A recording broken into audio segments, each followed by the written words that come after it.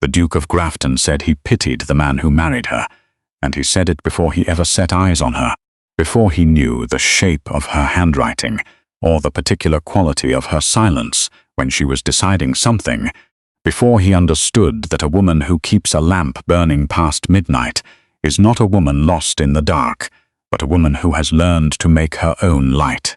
He said it at Lady Ashworth's dinner table in the summer of 1812, in a room quieter than he knew, to a man he barely respected, about a woman he had never met, and he said it the way men say things when they are being moderate, when they believe they are exercising restraint rather than passing judgment. He forgot it before the port arrived.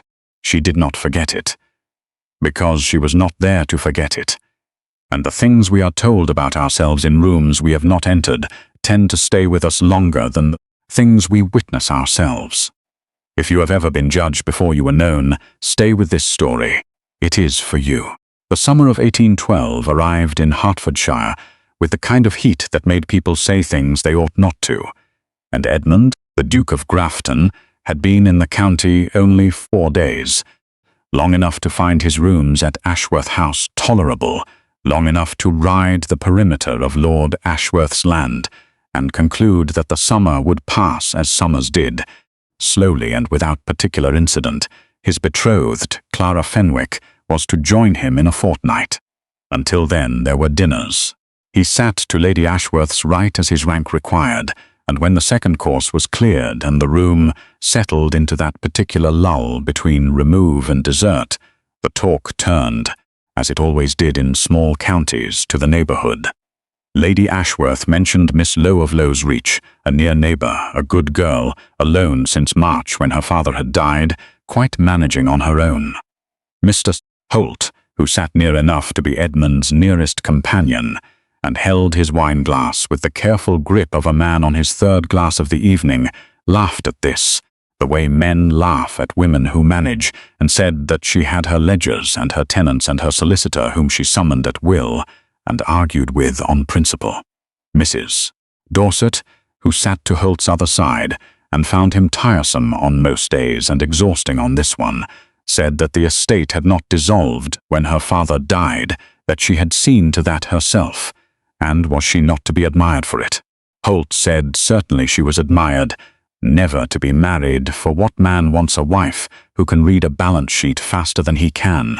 More laughter moved around the table. Edmund did not laugh. He turned his wine-glass once in his fingers and said it quietly to Holt alone, in the tone of a man making a practical observation rather than a declaration. He said he pitied the man who married her. He meant it straightforwardly, the way one might note that a particular horse would be difficult to stable, with no malice and no real interest at all. He forgot it before the port arrived. Low's Reach sat a quarter-mile east of Ashworth House, separated by a low stone wall and open pasture between, and it was not a grand house. It was square and honest, with a slate roof and windows that wanted new glazing in the east wing and had wanted it for 2 years. Margaret Lowe knew this. It was on the list. The list lived in the ledger. The ledger lived on her desk, and the desk sat in the study on the ground floor, which faced west toward Ashworth House, toward the open field, toward the darkening sky of every evening she had worked through since March. Her father had held Low's Reach in fee simple, unentailed, a point of some local curiosity and considerable good fortune, and had willed it to her outright, with his solicitor named co-executor, until such time as she did not require him. She had sat in her father's chair on the morning after the reading of the will and understood that the chair was hers now, and so was everything in it, the weight of the land, and the names of the tenants, and the crack in the south boundary wall, and the recurring matter of the north field drainage, and she had decided not to find this lonely, because deciding not to is sometimes as close to managing as a person gets in the early weeks of grief, and managing was what she knew how to do. Her father had shown her the quarterly accounts at 8 years old, had sat across the very desk she now occupied and said, quietly, as though it were simply a fact and not a gift, that a mind like hers ought to know where things stood. She had been doing sums in the margins of her lesson books since she could hold a pen.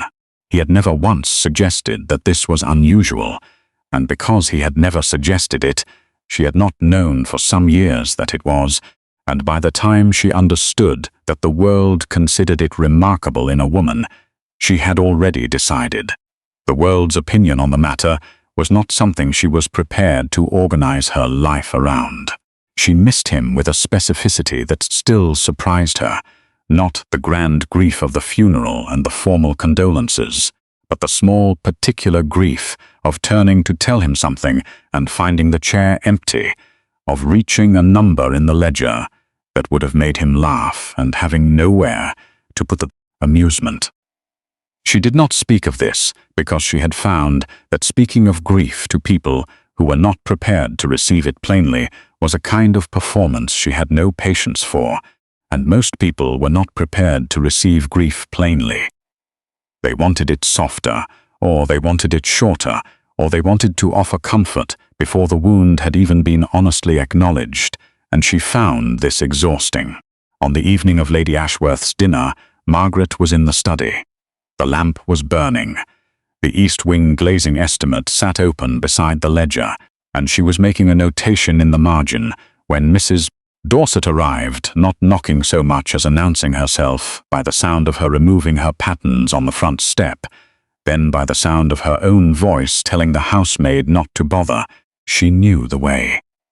Mrs. Dorset had known the way for 11 years.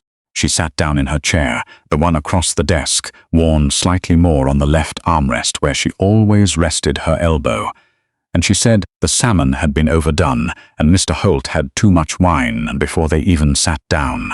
As predicted, Margaret said. As predicted, Mrs. Dorset agreed. And then there was a pause, and Margaret could feel the approach of something difficult the way she could always feel it in Dorothy Dorset, who arrived at difficult things by the route of comfortable things, which was a kindness of a particular sort. There was a newcomer, Mrs. Dorset said. The Duke of Grafton, staying with the Ashworths for the summer, Clara Fenwick's betrothed, a tall man, dark, very correct in his manners when he chose to use them. I have heard he is expected, Margaret said, and returned to her notation, and then Mrs. Dorset said her name. Just that, Margaret. And she looked up. He made a remark, Mrs. Dorset said. She said it cleanly, without softening it, because she had decided on the way over that softening it would be a kind of condescension. Holt was saying the usual things, the things Holt always said, and the Duke joined in. He did not say it to the room. He said it to Holt, but the room was quiet, and she had been sitting on Holt's other side. He said he pitied the man who married her. Margaret held her expression still. She looked at the ledger, at the East Wing estimate, and then she closed the ledger, which she had not planned to close for another hour at least, and she folded her hands on top of it. He has never met me, she said. No, Mrs. Dorset agreed. He said it on the strength of Holt's opinion and Lady Ashworth's dinner conversation. Yes, Margaret said. She looked at her folded hands, and then she said, Thank you for telling me. Mrs. Dorset stayed another half hour, and they talked of other things, the new curate, the state of the Loft House Road, whether the Ashworth summer party would include dancing. When she left, Margaret walked her to the door and watched the carriage disappear down the lane. Then she went back to the study. She did not reopen the ledger. She sat in her father's chair and looked at the lamp in the window and thought about the kind of man who forms his judgment in someone else's words and calls it an opinion. She thought about what it cost a woman to have her entire self reduced to an inconvenience in a sentence, not even a sentence aimed at her, but a sentence aimed past her, a sentence that assumed she would never hear it, that assumed her ears did not extend into rooms she had not entered. She thought about all the rooms she had not been permitted to enter, all the conversations conducted about her in her absence, and how a woman who manages a thing alone is always an inconvenience to the people who did not expect her to manage it. And then, because it would not think about itself, she turned to the problem of the East Wing glazing. After a while, she reached across and turned down the lamp. The window went dark. Edmund saw it go dark. He had not been watching for it. He had come to his rooms late, after the port, after Lord Ashworth's interminable account of a property dispute in Somerset, and had stood at his east-facing window for a moment before bed, looking out across the open pasture. There was a light in the distance, a single lamp in a ground-floor window of the house a quarter-mile east, burning steadily. He had thought idly that someone was working late, and then the light went out, and he went to bed, and he thought nothing of it at all. He met her 4 days later at the gate in the stone wall, early, not yet 8, the dew still on the grass. He had ridden out before the rest of Ashworth House was awake, because he preferred his own company in the mornings, and because the east fields were pleasant at this hour, all pale light and no conversation. The gate had a latch that did not quite catch, and he had noticed it on his first ride, and on this morning he stopped beside it out of some idle instinct and looked through into the neighboring field. She was already there, not near, perhaps 200 yards off at the far edge, talking to a man who had the build and the leather apron of a tenant farmer. She had a notebook in one hand. She was not writing in it. She was listening, and her face had the quality of someone who has heard something unexpected and is deciding what to do with it. Not reacting, deciding, which was a distinction he would come to understand as entirely characteristic of her. She was not dressed for a morning call. She was dressed for a morning's work. A plain round gown in dark blue, a spencer that had seen better seasons, half boots with actual mud on them. Her hair was up, but imperfectly, one dark strand loose at the back of her neck. She did not look like a woman who had forgotten to finish dressing. She looked like a woman who had more important things to do. She turned and saw him. The distance was enough that he could not read her expression precisely, but he saw her register him, a pause, a stillness, and then she said something brief and conclusive to the farmer and walked toward the gate. He should have ridden on. He stayed. She came through the gate and latched it behind her, with the efficient authority of someone who had latched it 10,000 times, and she looked at him with grey eyes that were at this moment entirely unimpressed. And she said, "You are Grafton." "I am," he said. He dismounted because it seemed rude not to. "And you are Miss Lowe I have been meaning to call." "Have you?" she said, and it was not a question. "Do not trouble yourself on my account. I am generally in the fields at calling hours, so I observe," he said. She looked at him with the directness of someone who has decided that social pretense will waste both their time. And then she told him about Barley Moor's drainage ditch, which had collapsed overnight, 20 acres that would flood by Thursday if it was not cleared, a man coming from the village at noon, and another from Redholt Farm the next morning, and she needed to know whether the obstruction was upstream or down before either of them arrived. And it was upstream, which meant it was on Ashworth land. He said he imagined Lord Ashworth would be reasonable about it. He generally was, but she ought to know since he was Ashworth's guest, and the field was closer to his morning ride than to Ashworth's own. And then she said, "Good morning, Your Grace," and turned toward Lowe's Reach. He called after her. He said he knew something about drainage, that his estate in Derbyshire flooded in February without fail, that if it would be helpful he could ride along the south edge and see where the obstruction began. She turned back. Something in her expression recalibrated, a slight shift, the way a door moves when someone on the other side leans against it without opening it. She said it was early and he was a guest. He said he was an early riser and guests occasionally made themselves useful. She looked at him for a moment, and then she said that the ditch ran south along the wall from the second marker oak, and if he took the Ashworth side and she took the Reach side, they would find it faster. They found it in 40 minutes. A fall of earth and root from the wall's crumbling north section had blocked the channel at the third marker. He identified it first and called across. She came through the nearest gap and crouched at the edge of the ditch without concern for her half-boots and confirmed it. Thursday was manageable, she said. If the Ashworth side was cleared by tomorrow, she would speak to Ashworth's steward this morning. She stood, brushed her hands against each other once, a clean and practical gesture, and said thank you as a fact, not a courtesy, and said it was useful to have two pairs of eyes. It was, he agreed. She looked at him, a brief direct look that landed and then moved on, and said good morning, Your Grace, and walked away without stopping this time. He stood at the crumbling wall and watched her go and thought, with a clarity that was faintly inconvenient, that she was nothing like what they said. If you are still here because this story is doing something to you that you cannot quite name, share it with someone who needs to hear it. Some stories find us exactly when they should. He called at Low's Reach 3 days later, a proper call at the correct hour, with his card. She received him in the drawing room, which was a pleasant room that had clearly been her mother's room once, and had not been changed since. Watercolors on the walls, a pianoforte that wanted tuning, chairs arranged for conversation rather than display. She rose when he entered with the composure of a woman who had been expecting him and had decided to be civil about it. He told her about the ditch, which was cleared, and she said Ashworth's steward had sent word yesterday. She was grateful. She gestured toward the chair across from hers. Will you sit? She said. He sat.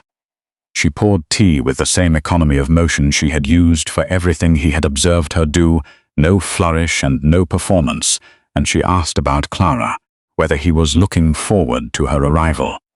He said yes, which was the correct answer and which had the particular quality of a door closed at normal speed, nothing slammed and nothing forced. Margaret heard it and was not entirely sure what it meant. She handed him his tea and looked out the window at the field where one of her men was working along the newly cleared ditch. And she did not speak for a moment, and then he asked how long she had been at Low's Reach, and she said all her life and alone since March. He said he was not going to ask how she managed, that he could see how she managed, and that he wanted to ask something else entirely. She waited. Whether you miss him, he said. Your father. The room was quiet. Outside a wood pigeon called twice and stopped.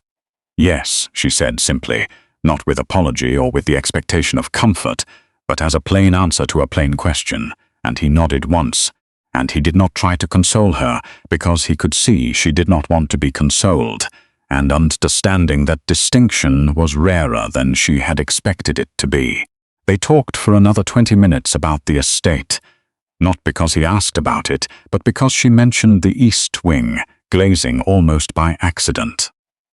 And then continued because he seemed genuinely interested in the structural question. He had spent 3 years re-roofing Grafton Park, he said, and had opinions about north-facing glazing that she listened to without either dismissing them or deferring to them, which was, he found, a more interesting response than either. When he stood to leave, she walked him to the door herself, and at the threshold she paused, and he had the sense that she was deciding whether to say something, and then she said it. You did not have to come about the ditch. No, he agreed, he did not. She looked at him with those grey eyes that gave very little away, and asked, then why did you? He did not have a ready answer. He looked for one and did not find it, and said honestly that he was not entirely sure. She nodded as though that were the answer she had expected, or perhaps the only honest answer she would have trusted. Good afternoon, Your Grace, she said, and he walked back to Ashworth House, and found that the return journey felt longer than it had on the way. He received Clara's letter on a Tuesday. Her mother was unwell, nothing serious, but she could not leave until there was improvement. He read the letter twice, wrote a reply that was warm and careful, and spent the rest of the morning with a faint sense of something he declined to examine. He rode to the gate that afternoon. The field was empty. He stood there for a moment, which was foolish, and then rode south along the wall toward the Ashworth tenant cottages, which was a more defensible reason for the excursion. He met her coming back, on foot from the village, carrying a wrapped parcel under one arm, her mind still on whatever she had just left. She saw him, and the expression shifted, not to warmth and not to coldness, but to something more precise.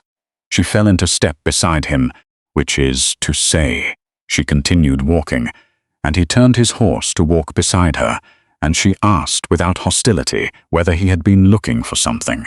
He said he had been riding. She said he had been standing at the gate.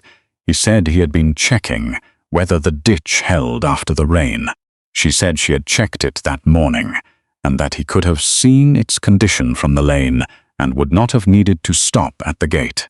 There was a silence. The lane was narrow there, the hedgerow high on both sides, the afternoon gone gold and thick with the sound of bees. He asked what was in the parcel, and she told him, a work of natural history, a recent edition on the classification of field plants she had ordered 6 weeks ago. She said it without self-consciousness, which he found more interesting than if she had. He asked whether she studied botany, and she said she studied what grew on her land, which required a name for it, and that people found it unusual for a woman. He said people found her unusual altogether, and then heard himself say it, and had the grace to look faintly uncomfortable. She stopped walking. He stopped his horse. She looked up at him with an expression he could not categorize, not offended and not amused, but something in between with a hard edge underneath, and said that she was aware of what people thought of her. He said nothing. She held his gaze for a moment and then continued walking. At the turning to Low's Reach, she told him the ditch would hold and that he need not check it again. And she went in, and the door closed. He was not in good temper riding back, which was his own fault, and he knew it. He stood at his window that evening and looked east, and the lamp was burning, and he watched it for longer than he intended. The village assembly was held on the last Friday of the month in the room above the White Hart, and it was attended by everyone who was anyone within 4 miles, and several people who were no one in particular but liked dancing. Edmund went because Lord Ashworth went, and it would have been peculiar not to. Margaret was there, arriving with Mrs. Dorset, unhurried and a little late, in a gown the colour of sage that was simple, and did not try to be otherwise. He was across the room when she came in, talking to Holt about the shooting season, and he saw the room notice her, not with warmth but with the sideways attention of a society that has categorized someone and is checking to make sure the category still holds. 2 women near the wall murmured. A man near the card tables looked up and then deliberately looked away. Margaret noticed none of it, or she had noticed all of it and decided years ago not to let on. She was talking to Mrs. Dorset. She had a glass of lemonade and no dance card. She looked at whoever she was talking to fully and nowhere else. They crossed paths near the end of the first hour. She was moving toward the far wall, and he was moving in no particular direction, and they arrived at the same point at the same time, and there was no graceful way to avoid it. He asked whether she was enjoying herself. Tolerably, she said. He fell into step beside her, which had apparently become a pattern. He asked why she was not dancing, and she said she had not been asked, and he understood without needing to say so why that was, and he said, "Would you like to be?" She looked at him. He said he was asking, would she like to dance? She said he was betrothed. He said to a woman who was not present, and that dancing was not a declaration. She said that in this village dancing with a duke was approximately 12 declarations. He said she might correct them all tomorrow morning. There was quite a long pause. He waited. 1 dance, she said. It was a country dance, energetic, impersonal in its structure, which allowed for exactly 2 moments of proximity and 1 exchange of hands. He was aware of her throughout, not in the way of a man watching a woman he is trying to impress, but in the way of a man who has been paying attention to someone for 3 weeks and finds that he cannot stop. When the dance ended, she stepped back, thanked him, and went back to Mrs. Dorset, and he did not ask her again. He looked for the lamp that night when he returned to Ashworth House, and it was burning in the west-facing window of the Reach, a steady point of amber in the open field, and he stood at his window longer than he needed to before he turned away. Clara arrived on a Wednesday. She came in the Fenwick carriage and descended from it in the Ashworth. Drive with the composure of a woman who has spent 12 hours in a carriage and intends to give nothing away. She was fair and fine-featured, and she greeted Edmund with the warmth of a long attachment, a hand on his arm, a real smile, a brief pressure of familiarity that was genuine, and he was glad to see her. He held her hands and asked after her mother and meant the question. Clara was not a woman he had ever been able to be indifferent to. That was not the problem. The problem was something he had not yet allowed himself to name, and which he intended to continue not naming, because naming it changed everything. She studied him with the clear, quiet attention she had always had, which had always been one of the things he admired about her, and said, the country agreed with him, and then said that Lady Ashworth had written about a Miss Lowe, that he had apparently been very attentive. He kept his face easy, and said there had been a matter with a drainage ditch, that she was a capable woman in a difficult situation, and being useful had seemed useful. Clara looked at him for a moment. Of course, she said, and said no more. Margaret met Clara Fenwick 4 days later at Lady Ashworth's morning coffee. She had known she would meet her eventually. She had told herself it made no difference. She had believed herself up until Clara walked in. She was lovely, unaffectedly lovely, which was worse than if she had been calculating about it, and she moved through the Ashworth drawing-room with natural ease, and spoke to everyone with the warmth of a woman who liked people and had never had particular reason not to. She was good. Margaret, watching her, felt a cold clarity settle in her chest, the specific weight of understanding something she had not wished to understand, which was that Clara Fenwick was not the obstacle in this story. She was simply the person who had arrived first.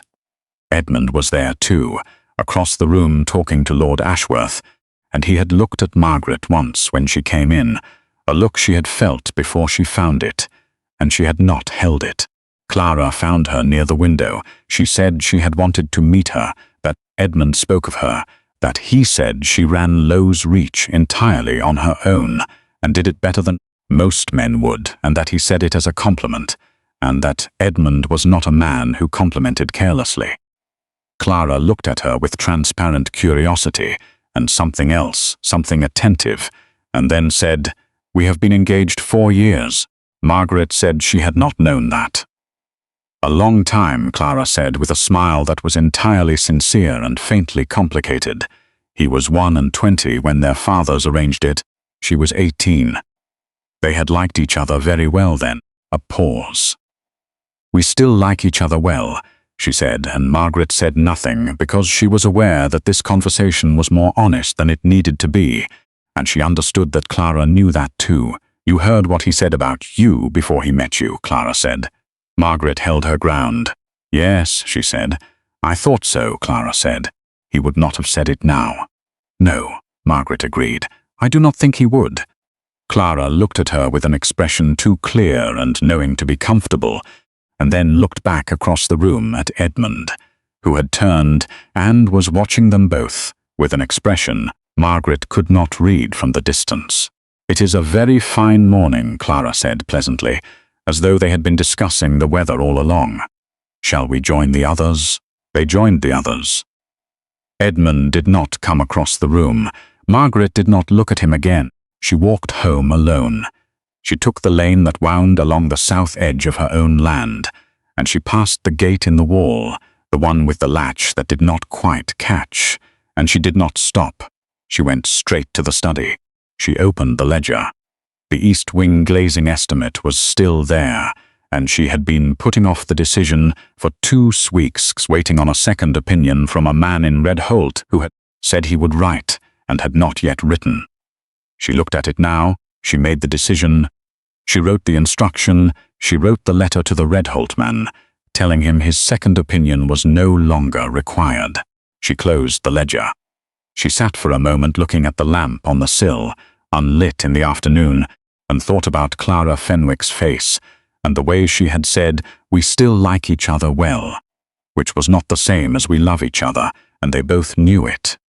She thought about what she had said to herself the night Mrs.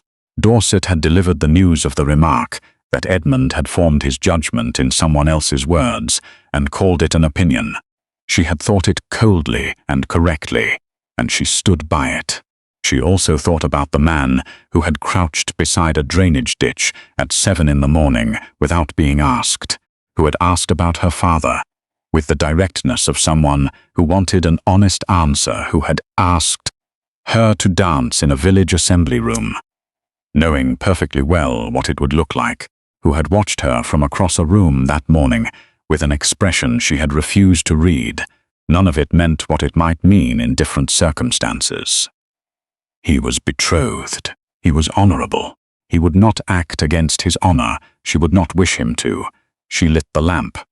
Not because it was dark yet, but because she was tired, and the light made the study feel like itself, and she had work to do. The letter from Edmund came the next morning. Not a call, a letter, a single page, in a clear hand delivered by one of the Ashworth footmen. It said only that the Redholt glazier had been recommended by his own estate manager, who had used him in Derbyshire 4 years ago and found him reliable. His name was Sefton, and the address was enclosed, and if she had already made other arrangements, she should disregard this entirely. She read it twice. She had just sent the letter telling Sefton his opinion was not required, which meant she would have to unsend it, which meant writing another letter, which was entirely the wrong use of the morning. She wrote the letter. She did not write back to Edmund. There was nothing to say that was safe to say, and she had learned at some cost not to speak, when silence was the more honest option.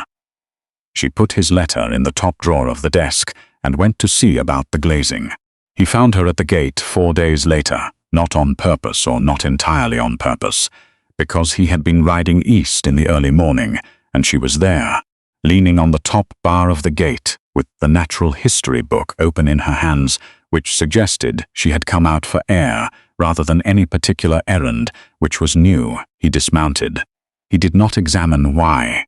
She looked up from the book, put away whatever she had been thinking, and said good morning. He told her Sefton would come next week, that he had been very reasonable. She thanked him, said it had been useful, and then said, with a care that told him she had chosen the words, that he had been frequently useful. He heard what she meant. He said, I know.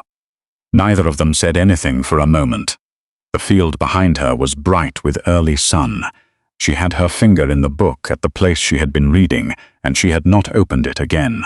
She asked how Clara was. Well, she is happy in the country.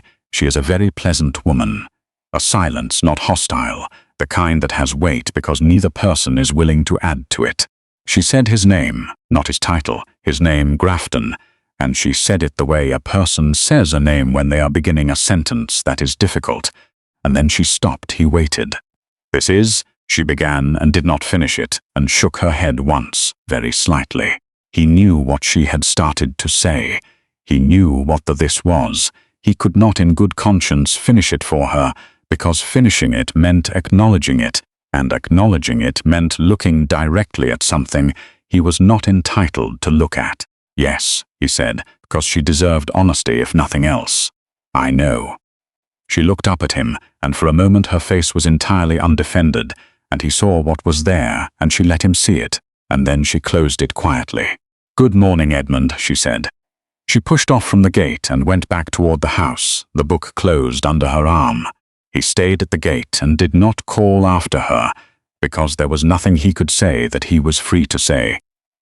That evening the lamp burned late, and he stood at his window for a long time without turning away.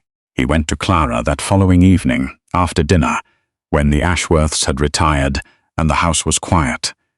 He found her in the small sitting room she had claimed as her own, reading in the lamplight that turned her fair hair to gold.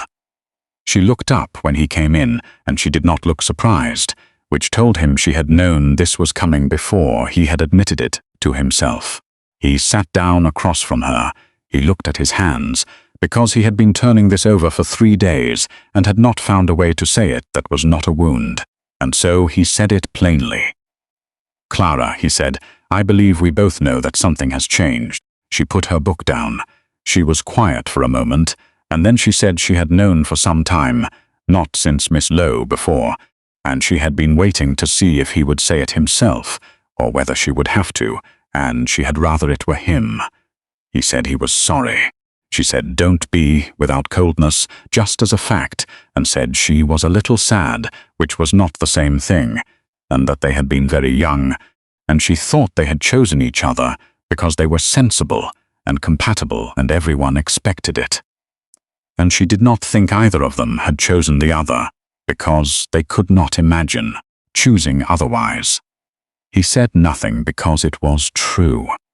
She said she would tell her mother it was mutual, which was true enough, that her mother would not like it, and the family solicitor would have something to say about the breach of promise, and he should expect to hear from them. He said he knew. Then you know what you are choosing, she said.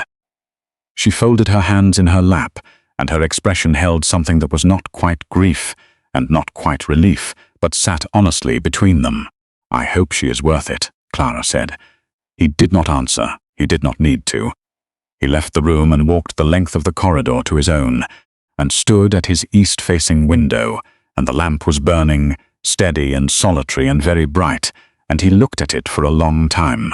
The news moved through the village, the way all news moved through that village, not like a wave but like weather, arriving from everywhere at once, and settling into every corner before anyone could say precisely when it had begun. By Thursday morning it was that the Duke of Grafton had broken his engagement. By Thursday afternoon it was that he had done so in a fit of temper. By Friday it was that Miss Fenwick had broken it herself on account of his behavior. By Saturday it had divided cleanly into two camps, those who pitied Clara and those who thought Clara had done rather well to be rid of him, and both camps agreed without requiring any evidence that the whole business reflected poorly on someone. The legal matter moved faster than the gossip.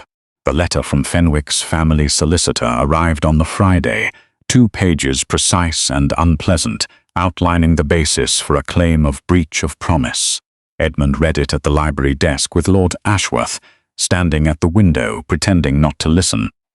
And he read it a second time because the first reading had not fully encompassed the scope of the financial demand. It was by any measure a serious number. He wrote back the same day through his own London solicitor, accepting liability and requesting terms. He did not discuss the amount with Lord Ashworth. He folded the letter, placed it in the inside pocket of his coat, and went for a long ride in the direction that had nothing to do with the gate in the stone wall, and which nonetheless ended there. The field was empty. The gate was latched. He stood at it for a moment and then rode back. Margaret heard about the broken engagement from Mrs. Dorset, which was becoming a pattern she did not entirely welcome. He ended it himself, Mrs. Dorset said in the study in her chair on the Friday morning. That much she had from the Ashworth housekeeper, who had it from Lady Ashworth directly. Miss Fenwick departed yesterday and was, by all accounts, perfectly composed. There will be legal consequences, Mrs. Dorset added, because she was a woman who believed in the full account, and a 4-year engagement broken by the man gave Miss Fenwick's family grounds, and the settlement could be considerable. I know what breach of promise costs, Margaret said. I thought you might, Mrs. Dorset said. A pause. Margaret, do not. I have not said anything, Margaret said. You are about to say something, Mrs.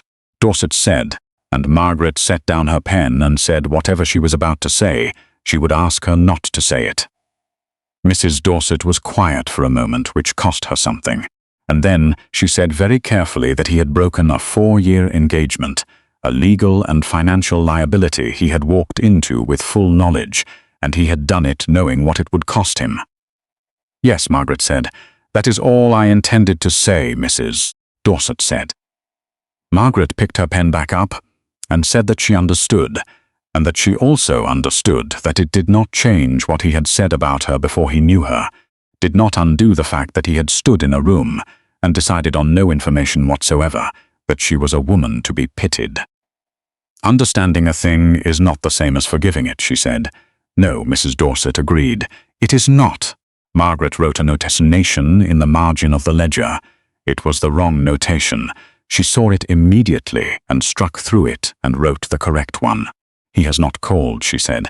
It has been 2 days. "I know how long it has been," she said. Mrs. Dorset left an hour later, and Margaret sat alone in the study and looked at the lamp on the sill, unlit in the late morning light, and thought about what she had said. Understanding is not the same as forgiving. She thought about a man crouching beside a drainage at 7 in the morning. She thought about the way he had asked about her father, plainly, without the elaborate sympathy people usually deployed, which was a kind of performance she had always found exhausting.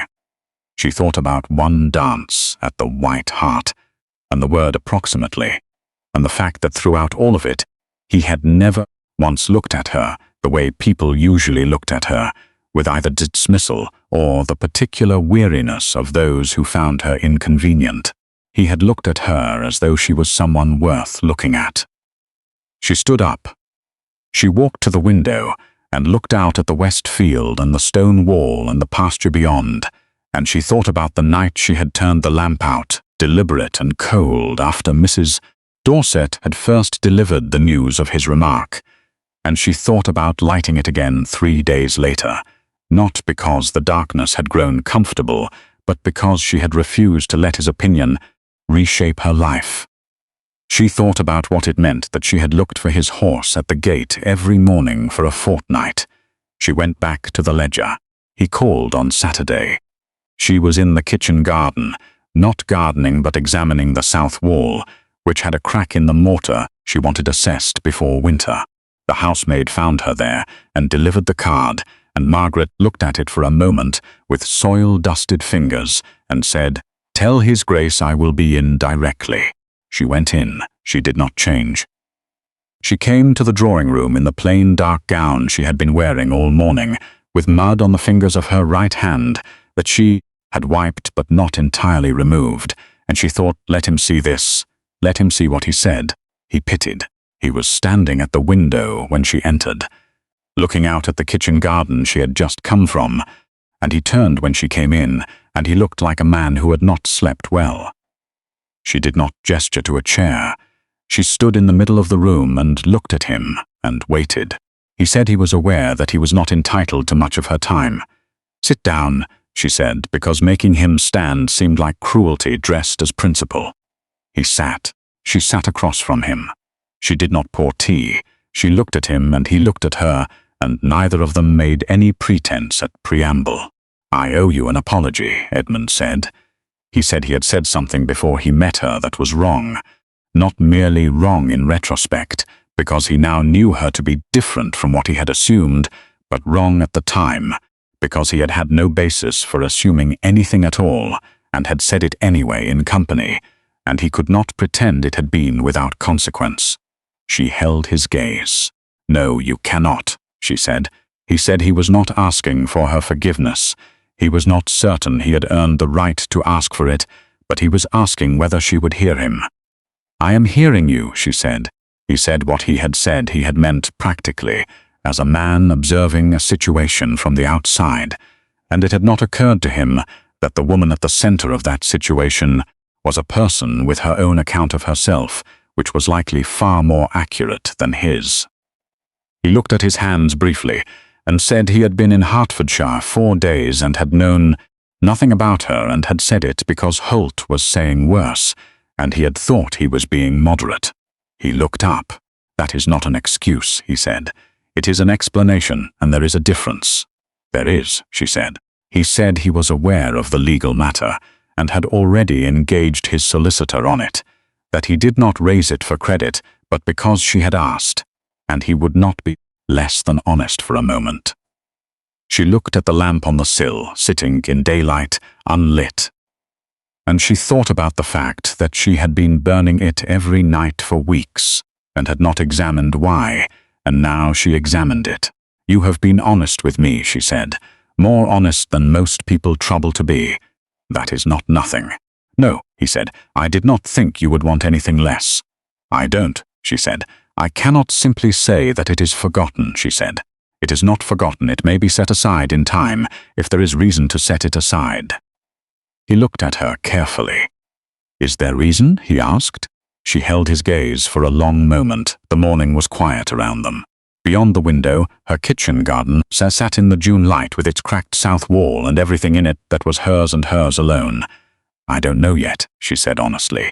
He nodded. "Then I will wait." He said, "Until you do." He stood, and she walked him to the door as she always did, and on the threshold he paused, which she had begun to expect from him, and he looked at her with the full, clear directness he had used exactly once before, the morning at the gate when she had told him about the flooded acres, and he had dismounted without being asked. "Miss Lowe," he said, "and then for what it is worth, I do not pity the man who marries you." She held that for a moment. "No," she said, "I rather think you don't." He left. She stood in the open doorway and watched him go, and then she closed the door and leaned her back against it. For one moment in the empty hall, her eyes closed, her hands flat against the wood. Then she went back to the kitchen garden and the south wall and the crack in the mortar because it would not assess itself.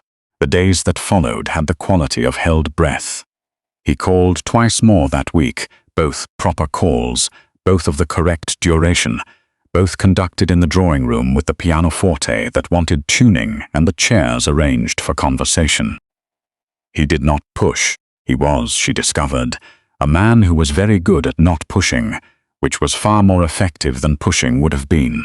They talked about the estate, about the east wing glazing, which Sefton had confirmed was straightforward, about Derbyshire and the re-roofing of Grafton Park, which had taken 3 winters and a great deal of arguing with a surveyor who kept insisting the problem was the gutters when the problem was manifestly the joists.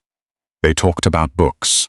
She was halfway through the natural history volume and had found 3 species in the East Field she had been misidentifying for 2 years, which she found both mortifying and satisfying. He listened to her with an attention she had rarely encountered, not the half-attention men sometimes deployed when women spoke, the attention that was really just patience waiting for its turn, but an attention that suggested what she said had information in it he actually wanted. She found she was no longer building a case for a defense.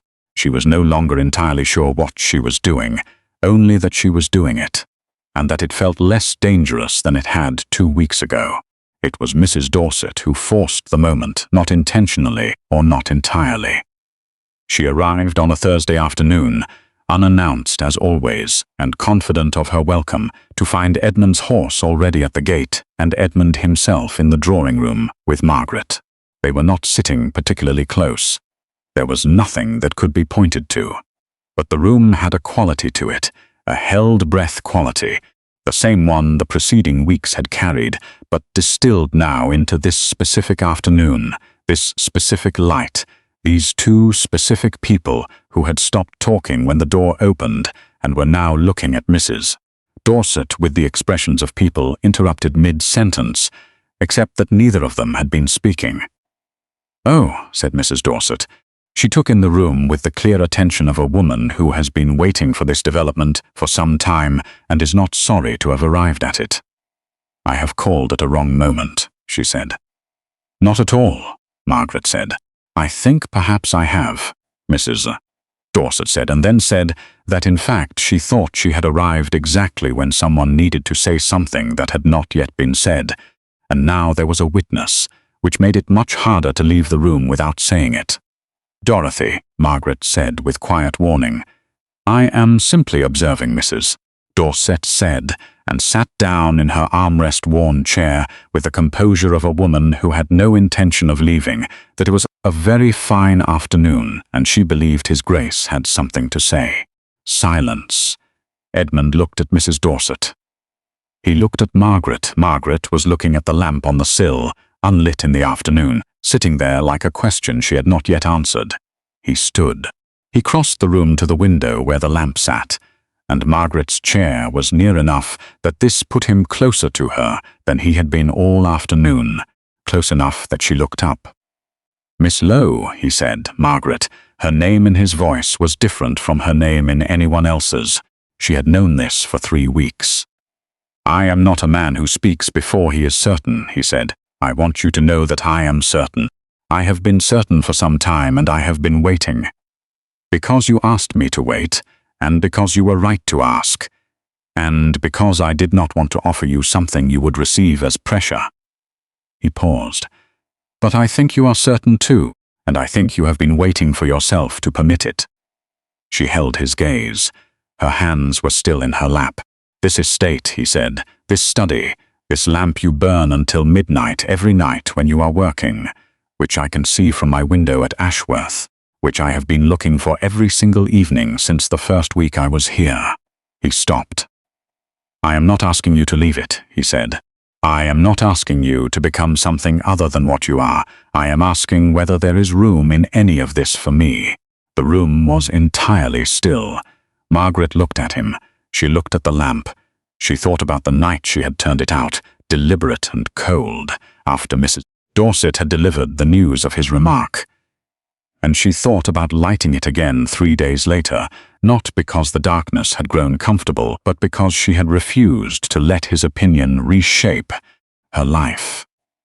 She thought about what it meant that she had looked for his horse at the gate every morning for a fortnight, without allowing herself to say why. "You see the lamp from your window," she said. "Every night," he said. "Then you know what hours I keep," she said. "I do," he said.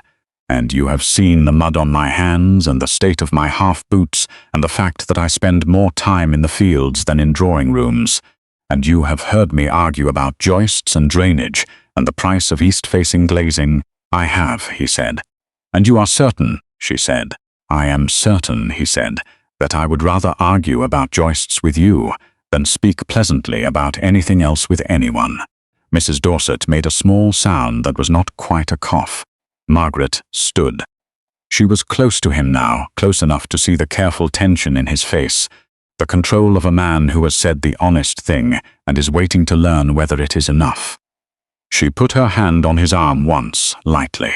"Edmund," she said, and then, because there was no good speech left to make, because everything that needed to be said had been said already in the preceding weeks, by drainage ditches and lamplight and one dance at the White Hart and a letter about a glazier, and all the accumulated weight of two people who could not look away, she leaned forward slightly, and he met her and he kissed her. It was quiet. It was not brief. It was the kind of kiss that is really a conclusion, the last sentence of something that has been building toward articulation for a long time and has finally found its words. Mrs. Dorset looked at the ceiling, then at the wallpaper, then with great resolve at her own lap. When they separated, Margaret's hand was still on his arm. Edmund was looking at her with an expression she had not seen on him before, something open, something relieved, as though he had been carrying a weight and had been permitted at last to set it down. "Well," said Mrs. Dorset to the wallpaper, and something Margaret had not allowed herself in some weeks arrived without warning. A real laugh, not performed amusement, not the polite variety, a real one, sudden and brief and entirely unguarded. Edmund's expression shifted. She had not seen him laugh before either. It suited him considerably. "You are impossible," Margaret told Mrs. Dorset. "I have been called worse," Mrs. Dorset said with great satisfaction. "And I was right. If this story has stayed with you, it is because you recognize something in it. Share it before you lose the feeling. Someone in your life needs it today." He said also, without being asked, that Lowe's Reach would be settled in trust for their children, and that he had arranged a formal power of attorney, the terms of which his London solicitor had drafted, giving Margaret legal standing to act on his behalf in all matters pertaining to the estate, tenants, accounts, improvements, and leases. The arrangement was unconventional. He did not care. She looked at him for a long moment after he said that. "You thought of it before asking me," she said. "I thought of what mattered to you," he said. "I would rather start there." She said yes. Not immediately. She let 2 full breaths pass after the question, not to be cruel, but because she wanted to be certain she was choosing it rather than surrendering to it. She was choosing it. She said yes. He gave her his grandmother's ring, a sapphire, square-cut, practical in shape, and it fit her hand as though it had been made for it. She kept the lamp. He asked her to. "It is how I knew when you were working," he he said, and when you are not, I would rather not lose the information. She looked at him. You are a strange man, she said. I have been told, he said. The settlement with the Fenwick family was concluded in February, after 6 months of correspondence between London solicitors and one very unpleasant letter from Clara's mother that Edmund read once and did not show Margaret. The final figure required the quiet sale of a smaller parcel of land to the north of the Grafton estate.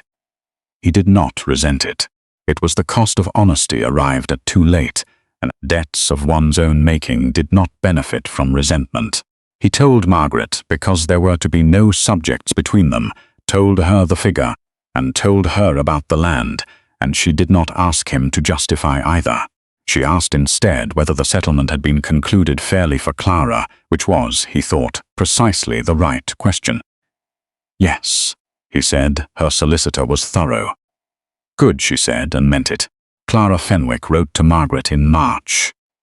Margaret received the letter at breakfast, recognized handwriting she had not encountered before, opened it without delay.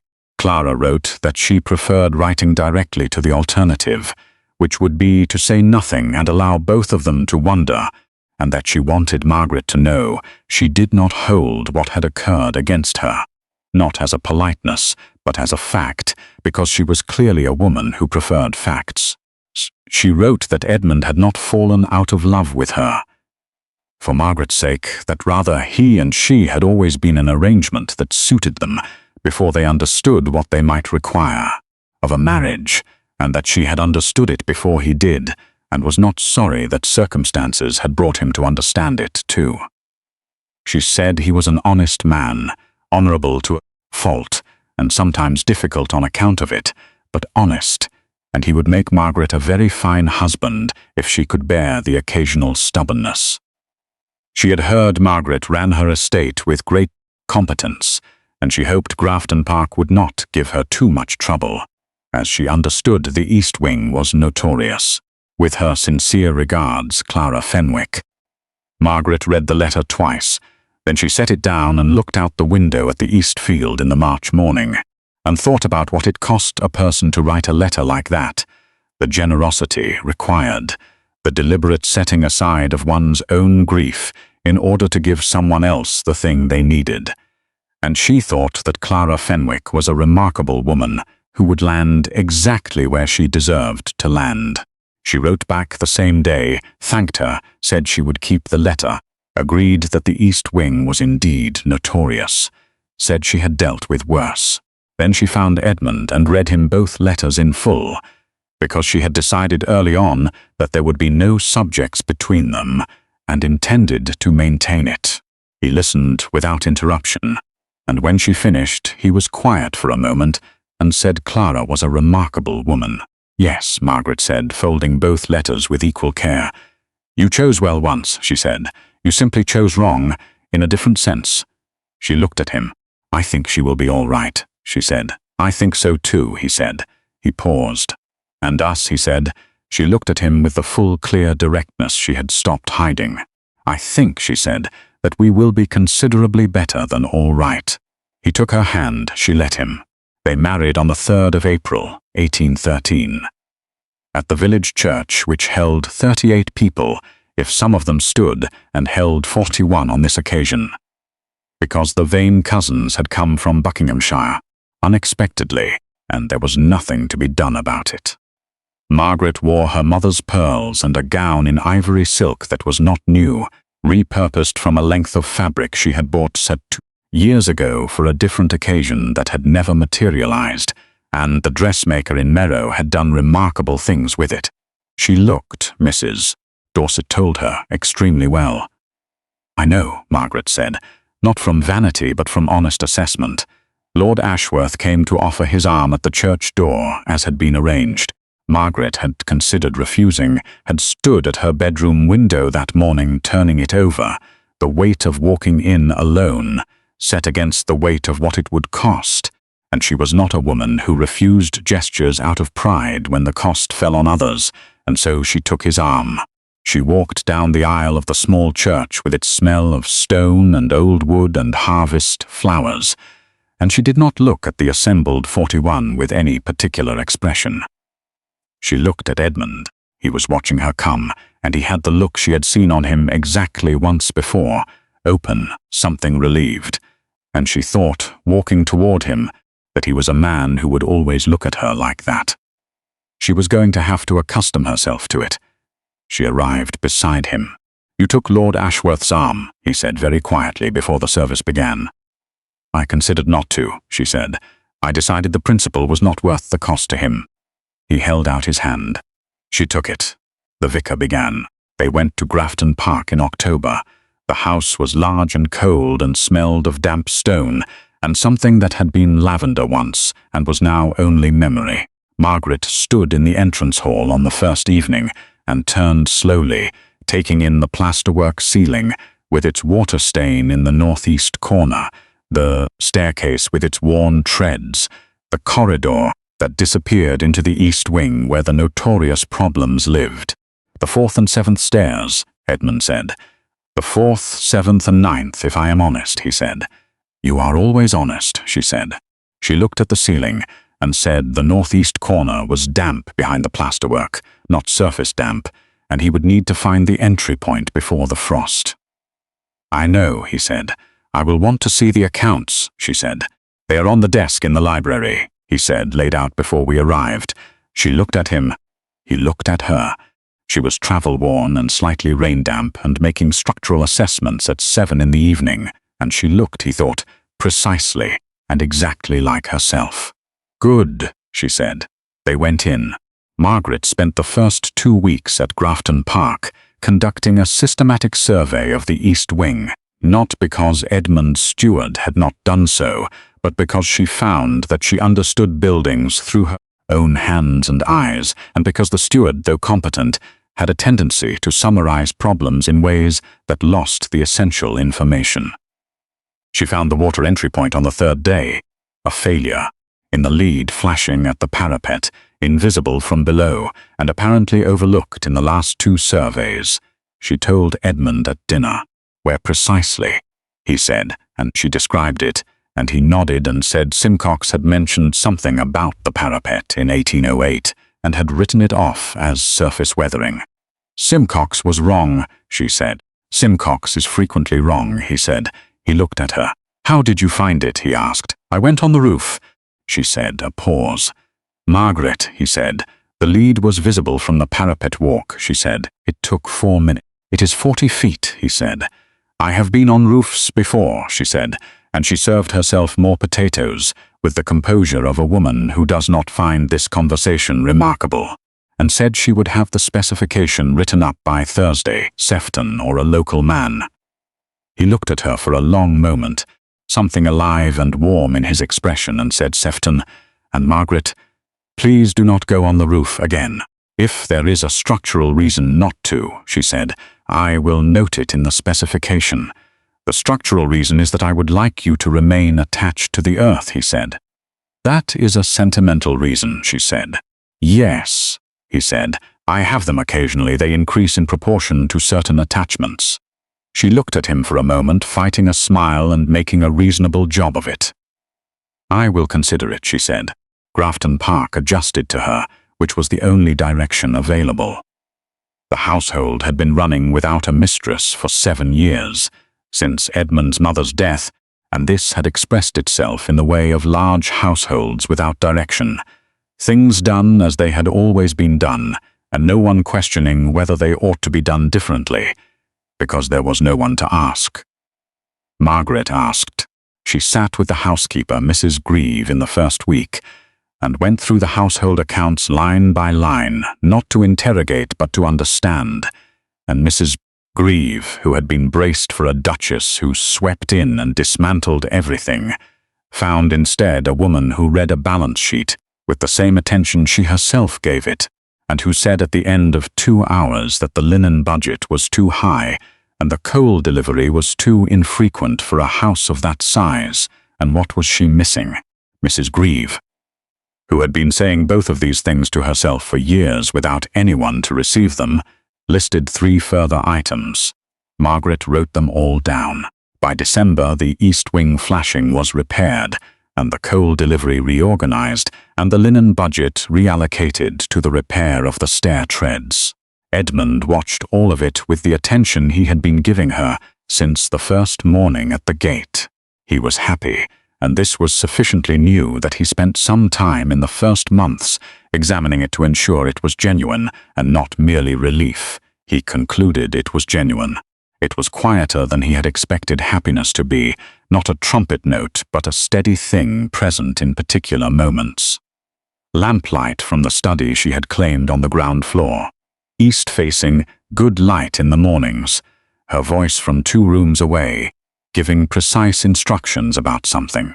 The quality of her attention when she looked at him and was not hiding any part of what she thought. He had not expected to be known. He found that he was. The lamp had come with her. She had packed it herself in her own trunk wrapped in a winter petticoat, and when she unpacked it in the study she had chosen, she set it on the sill without ceremony. And that first night, working late over the East Wing specification, she lit it. Edmund saw it from the corridor. He had come downstairs for something, a book left in the drawing room, and passed the study door slightly open and saw the glow of it on the window glass. He pushed the door open. She looked up from the desk. "You brought the lamp," he said. "I brought the lamp," she said. He looked at it for a moment and then at her. "I no longer need to look for it from across a field," he said. "No," she said, looking at the lamp and then at him. "Now you can simply come in." He came in. He sat in the chair across the desk. His chair, she had already decided, and she returned to the specification and he read, and the lamp burned between them, and the Derbyshire rain continued against the east-facing window, and it was, by any honest account, exactly enough. Their first child was born in July of 1814, a girl.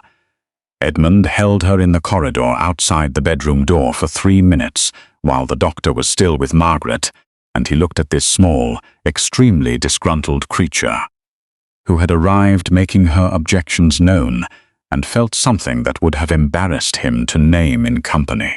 Margaret, when he came in, was sitting up against the pillows, with the look of a woman who has done something very hard, and is not planning to make a ceremony out of it. She held out her arms. He brought the baby. She settled her, and looked at her face and said she had his expression. "Which expression?" he said. "The one you had at Lady Ashworth's dinner party, when you thought no one was observing you," she said. He sat on the edge of the bed. "I did not think you had ever seen me at Lady Ashworth's dinner party," he said. "I had not," she said, "but Mrs. Dorset described it very well." She looked up at him. "She is going to make people uncomfortable, this one," she said. "I can tell already." "Good," he said. Margaret smiled, the real one, the one she did not perform. "Good," she agreed. They named her Frances. She was, as predicted, immediately and continuously inconvenient, and they were both of them entirely devoted to her. Thomas arrived in 1816. He was a placid baby which surprised everyone who knew his parents, and remained a placid child, which surprised everyone further. He had Margaret's grey eyes and his father's dark hair, and a temperament that appeared to have arrived from nowhere in particular on either side, being generally agreeable and interested in everything.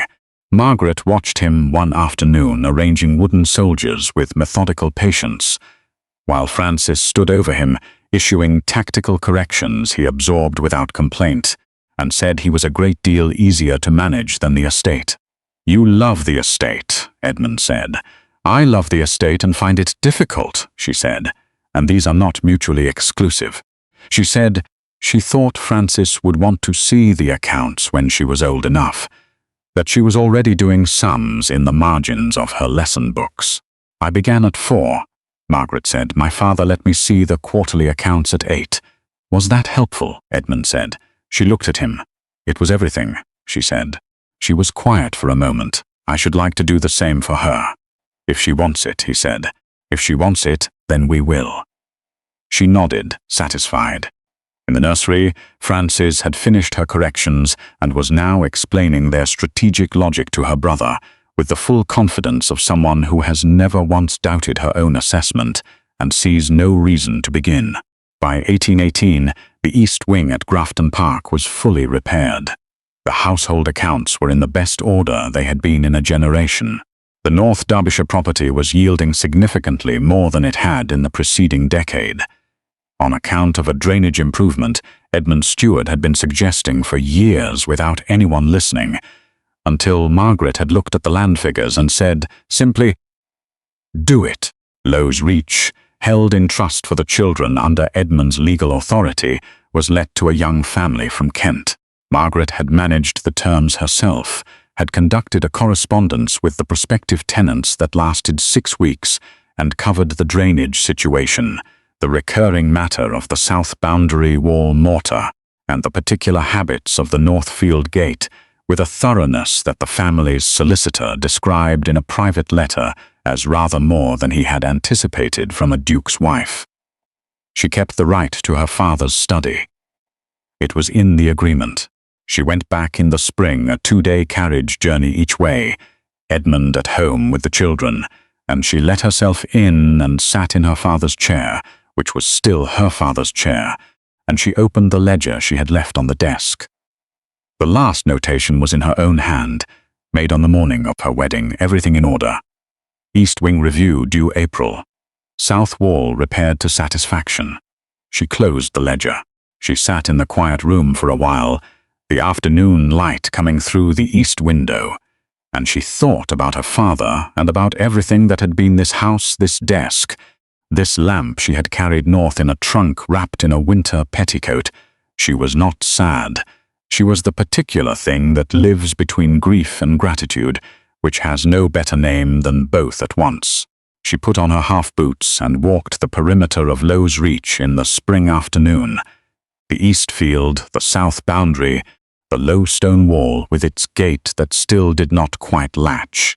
And she stood at the gate for a moment and looked through at the Ashworth land beyond, at the open pasture, at the quarter-mile of field across which a lamp in a window had once been visible on clear nights.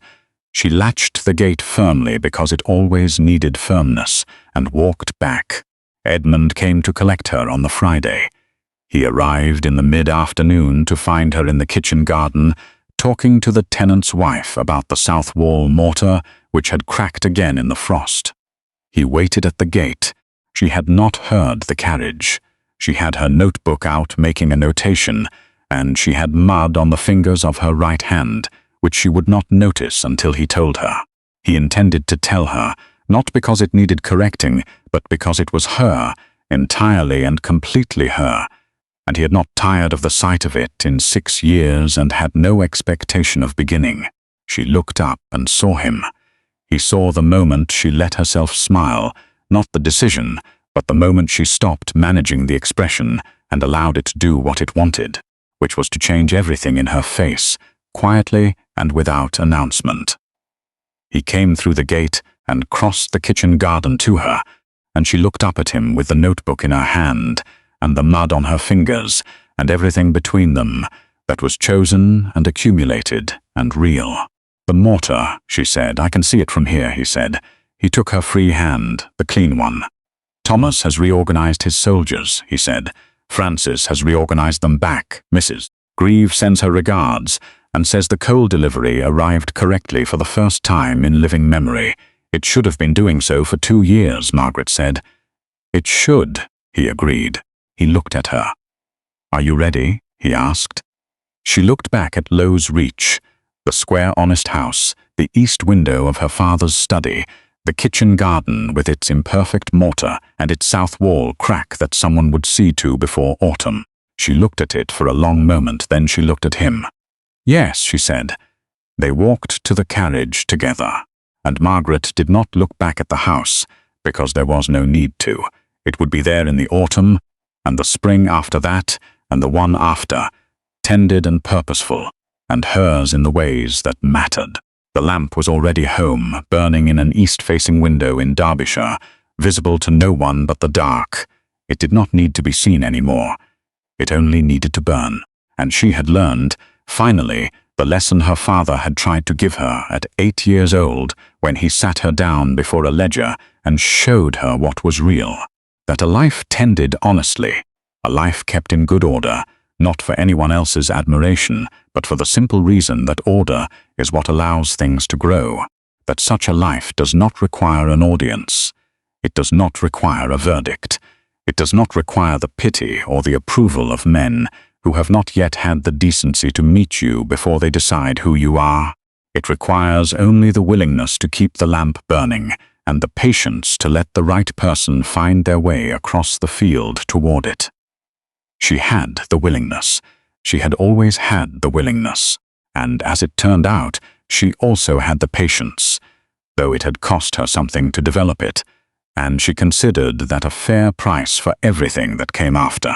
If this story found you at the right moment, pass it on. Leave a comment about the line that stayed with you. Come back for the next one. And if you have ever kept a lamp burning past midnight, not in despair but in purpose, this story was written for you.